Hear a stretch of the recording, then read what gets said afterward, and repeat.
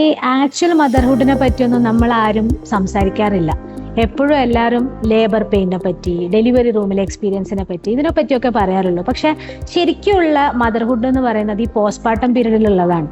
ഫീഡിങ്ങിൻ്റെ സമയം, ഉറക്കമില്ലായ്മ, ഫീഡിങ്ങിൻ്റെ സമയത്ത് പെയിന്, എല്ലാ 2 മണിക്കൂറും ഇടവിട്ട് ഈ അലാറം വെച്ച് ഫീഡ് ചെയ്യൽ, ഇതൊക്കെയാണ് ആക്ച്വൽ മദർഹുഡ് ഇഷ്യൂസ്. പിന്നെ ആൾക്കാർ വന്നിട്ടുള്ള കമൻസ്, അമ്മേനെ പറ്റി കമൻറ്റ് പറയുക, കുട്ടീനെ പറ്റി കമൻറ്റ് പറയുക, വീട്ടിലുള്ള സെറ്റപ്പിനെ പറ്റി കമൻറ്റ് പറയുക, അടുത്ത വീട്ടിലെ കുട്ടീനെ ഈ കുട്ടീനെ തമ്മിൽ കമ്പയർ ചെയ്യുക. അപ്പോൾ ഇതൊക്കെയാണ് ആക്ച്വൽ മദർഹുഡിൽ നടക്കുന്നത്. അപ്പോൾ ഇതൊക്കെ നമ്മൾ എങ്ങനെയാണ് കോപ്പപ്പ് ചെയ്യുക? നമ്മൾ ശരിക്കും നമുക്ക് എങ്ങനെ കോപ്പപ്പ് ചെയ്യാൻ പറ്റുക? നമുക്ക് നല്ലൊരു ലിസണർ ഉണ്ടാവുക എന്നുള്ളത്. അത് പാർട്ട്ണർ ആവാം, അമ്മയാവാം, സിസ്റ്റർ ആവാം, ബ്രദർ ആവാം, ഫ്രണ്ട് ആവാം. അതൊക്കെയാണ് നമ്മുടെ ഐഡിയൽ സ്റ്റെപ്സ്. ഇനി ഇതിലും നമുക്കത് വർക്ക് ചെയ്യാൻ പറ്റുന്നില്ല, നമുക്ക് ഇതിൻ്റെ ഒരു ഭയങ്കര ലോഡ് നമ്മൾ കൊണ്ടു നടക്കുകയാണെന്നുണ്ടെങ്കിൽ, ഇതൊക്കെ ശരിക്കും നമ്മളും മനസ്സിലാക്കുന്നത് നമ്മൾ ഈ മദർഹുഡിലെ കൂടി ജേർണി കഴിയുമ്പോഴാണ്, അല്ലെങ്കിൽ അത് നടന്നുകൊണ്ടിരിക്കുമ്പോഴാണ് നമ്മൾ മനസ്സിലാക്കുക എങ്ങനെയാണ് ഇതിന് നമുക്ക് ഹെൽപ്പ് സീക്ക് ചെയ്യാൻ പറ്റുക എന്നുള്ളത്.